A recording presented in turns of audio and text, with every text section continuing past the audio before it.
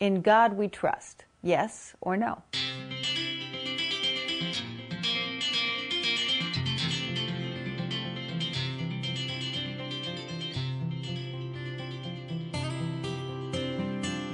You may have noticed that I've been talking a lot recently about trust.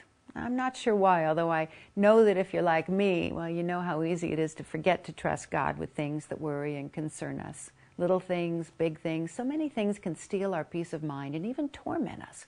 And it is, as one of my favorite hymns says, all because we do not carry everything to God in prayer.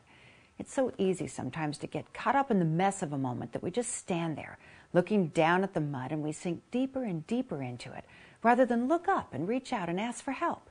I know I've allowed myself to sink pretty low before I remember to do that. In fact, sometimes we can sink so deep that it seems too late or too hard to even ask for help. But it's not. And in those times, I've even found that that's when my name will be on the lips and prayers of other people who have cried out on my behalf. One way or the other, God has always come to my aid and brought me peace. I have never lost trust in that.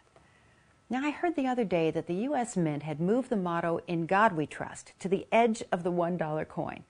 Now, that phrase had been prominently displayed on U.S. currency since 1864, and suddenly it was relegated to the rim, as if to say, "In God we almost trust." One man, U.S. Senator Roger Wicker, led the campaign to have "In God We Trust" relocated to the face of the new 2009 presidential $1 coin. And I'm glad, because as individuals or as a nation, we either trust God or we don't. Either we put our money where our faith is or we don't. It's hard to remember sometimes. It's even harder to remember when we keep our trust out on the edge of things rather than right in the middle. It makes it that much harder to grab onto when we're standing in the mud. So I'm going to put it right out there in front for everybody to see. In God, I trust. How about you? See you soon.